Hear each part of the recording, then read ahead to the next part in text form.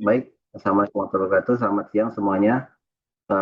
Kami dari kelompok 2 dari mata kuliah deterministik dan stokastik, di mana dari grup 2 ini ada saya sendiri, Amal Ridho, kemudian ada Astinda, kemudian ada Mahima Syifa Zahra, kemudian ada Sultan dan juga Rizky. Dan untuk bab 1 akan dibacakan saya terlebih dahulu terkait pendahuluan. Jadi di pendahuluan ini terdapat deskripsi masalah yang di mana perusahaan makanan yang berpusat di Amerika Serikat berupaya strategis untuk memperluas jangkauan pasar dan bertujuan untuk efisiensi operasional dengan melakukan analisa mendalam guna menentukan lokasi pabrik serta sistem distribusi yang paling optimal. Tantangan utama dalam memilih lokasi pabrik yang paling efisien dari 4 alternatif yaitu Diuma, Fresno, Tucson, dan juga Pomona dengan kapasitas produksi maksimal 20.000 ton per tahun. Nah, dari tujuan penelitian ini yang pertama yaitu adalah untuk menentukan lokasi pabrik yang paling efisien dengan mempertimbangkan biaya pembelian bahan baku, kemudian juga biaya pengiriman bahan baku, serta biaya distribusi.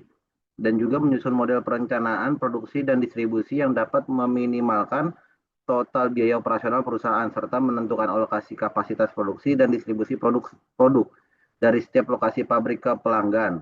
Kemudian memberikan dasar perhitungan kuantitatif yang dapat digunakan untuk manajemen dalam mengambil keputusan. Kemudian juga ruang lingkup penelitiannya itu ada yang pertama terkait linear programming, yaitu lokasi pabrik, dan juga weighing theory, yaitu jumlah staf distribusi. Mungkin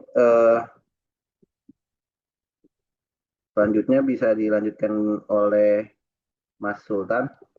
Oke, terima kasih. Bab 2 selanjutnya itu modeling dan formulasi. Untuk pertama itu deterministik, yaitu variabel keputusan dalam model ini adalah jumlah produksi di setiap pabrik dan bagaimana produk tersebut dialokasikan ke masing-masing pelanggan.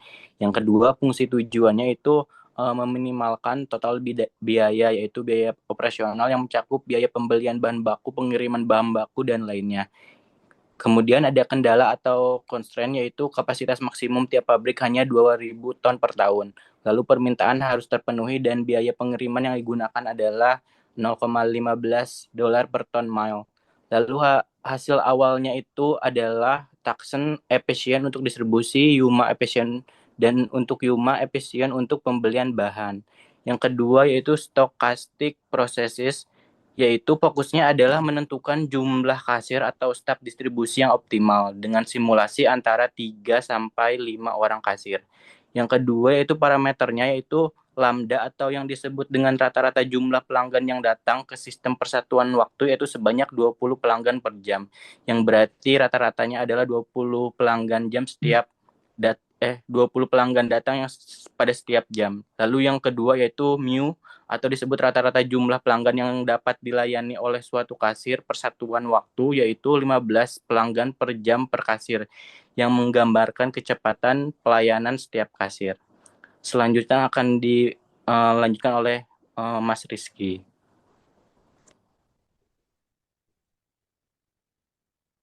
Ya, terima kasih atas waktunya. Saya akan menjelaskan di bab 3 yaitu proses data. Next. Di slide ini saya akan menjelaskan apa yang dihitung dan lokasi mana yang paling efisien. Nah, langkah pertama kami bangun model biaya, Eh, yaitu pertama biaya pembelian tahunan, kemudian pembelian tahunan, dan yang terakhir biaya distribusi ke pelanggan. Nah, grafik di kiri ini adalah kita akan menentukan lokasi mana yang paling murah pada awalnya. Nah, ketahuan plan Yuma dan AZ menunjukkan menunjukkan yang paling murah, yaitu sebesar 13,098,180 dolar. Nah, perhitungan ini semua ini masih baseline ya, dan kita akan menghitungnya pakai Excel solver. Next.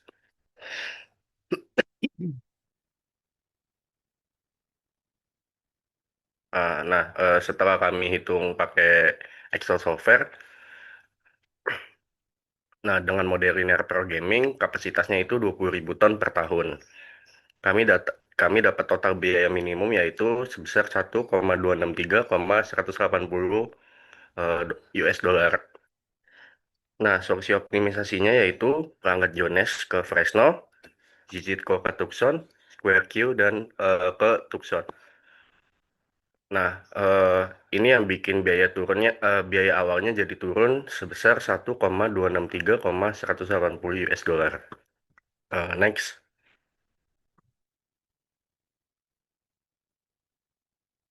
Nah, di slide ini kenaikan tarif pengiriman per mil.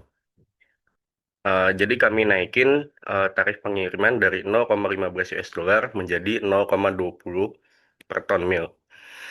Dampaknya total biaya distribusi jelas naik untuk semua pelanggan. Kemudian total biaya keseluruhan naik jadi 1,58 1,504 dolar. Itu naik sekitar 19%. 19, lebih tepatnya 19%,10%. Nah, jadi dari sensitivity testingnya, walau ongkir cukup naik tajam dan walau demand naik, konfigurasi alokasi produk atau pengiriman yang kita pilih itu tetap sama dan kenaikan biaya masih bisa dijelaskan.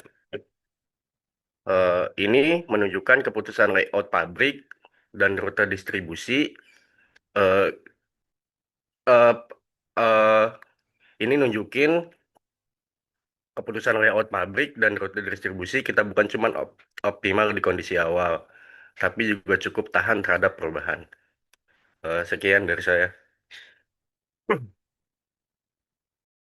Baik, untuk selanjutnya setelah pada bab 3 kami melakukan proses pengolahan data, di bab 4 ini kami masuk ke tahap analisis hasil. Di next, Mas. Untuk menafsirkan output dari kedua model yang sudah dilakukan, yaitu linear programming dan queuing theory. Untuk case 1, linear programming, hasil optimasi ini menunjukkan bahwa pabrik yang paling efisien untuk dijalankan adalah di Tucson, Arizona. Satu pabrik di Tucson ini mampu melayani seluruh permintaan dari 3 pelanggan dengan biaya tahunan paling rendah yaitu sekitar 1.030.750 US dollar. Sedangkan untuk opsi 2 pabrik seperti kombinasi Fresno dan Tucson justru meningkatkan biaya karena adanya tambahan fixed cost. Artinya di sisi produksi dan distribusi, pemilihan satu pabrik di Tucson merupakan pilihan yang paling ekonomis dan efektif. Kemudian untuk yang case 2, yaitu queuing theory, kami menganalisis jumlah kasir yang paling optimal pada pusat distribusi. Hasilnya menunjukkan 3 kasir merupakan jumlah yang terbaik karena mampu menjaga waktu tunggu pelanggan kurang dari 1 menit dengan total biaya paling rendah. Jika kasir ditambah menjadi 4 atau 5, waktu tunggu memang lebih singkat, tapi biaya tenaga kerja akan meningkat cukup besar sehingga dianggap tidak efisien. Next. Selanjutnya, untuk advanced case analysis, kami menguji sensitivitas untuk melihat apakah hasil ini masih valid jika kondisinya berubah. Misalnya, jika tarif pengiriman naik dan demand meningkat. Hasilnya menunjukkan dengan membuka satu pabrik di Tucson masih tetap menjadi solusi optimal dan konfigurasi 3 kasir masih memberikan keseimbangan terbaik antara biaya dan kecepatan layanan. Jadi secara keseluruhan ini menegaskan bahwa kombinasi antara optimasi deterministik dan analisa stokastiknya mampu menghasilkan keputusan yang efisien, terukur, dan tetap stabil meskipun ada perubahan pada parameternya, misalnya dari biaya dan permintaan. Baik, selanjutnya adalah kesimpulan dan saran di bab 5. Baik, kesimpulan yang pertama itu adalah lokasi pabrik. Berdasarkan analisis hasil linear programming, lokasi pabrik yang paling efisien adalah di Tucson, Arizona, karena mampu melayani seluruh permintaan pelanggan seperti Jones, PJCO, dan Square Q dengan biaya operasional tahunan paling rendah sekitar 1.030.750 US dollar. Meskipun Fresno tampak lebih murah untuk sebagian pelanggan, biaya tetap tambahan membuat total tahunan meningkat. Jadi, konsolidasi di Tucson adalah opsi terbaik, kecuali jika perusahaan memerlukan cadangan atau pembagian risiko operasi. Yang kedua adalah jumlah staf. Melalui penerapan teori antrian, ditemukan bahwa jumlah staf optimal di pusat layanan adalah 3 kasir. Konfigurasi ini menjaga waktu untuk pelanggan di bawah 1 menit dengan biaya tenaga kerja terendah. Penambahan kasir keempat hanya diperlukan pada jam sibuk, sedangkan 5 kasir menyebabkan biaya kasir menganggur tinggi.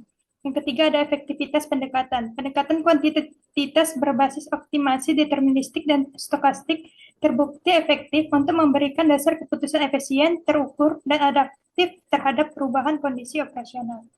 Selanjutnya itu saran. Pertama itu ada implementasi lokasi pabrik.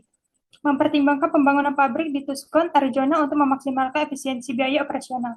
Nah, perusahaan menyarankan mengoperasikan satu pabrik utama di Tucson untuk efisiensi biaya.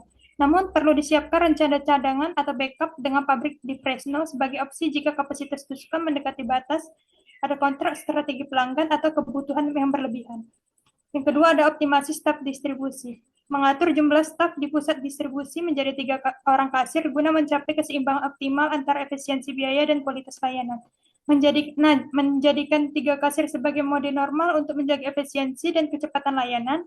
Aktifkan kasir keempat hanya pada jam sibuk seperti jam makan siang atau saat promo besar agar tidak ada antrian panjang tanpa membayar tenaga kerja menganggur. Yang ketiga ada pemanfaatan analisis kuantitatif. Terus memanfaatkan pendekatan analisis kuantitatif untuk pengambilan keputusan strategis di masa mendatang.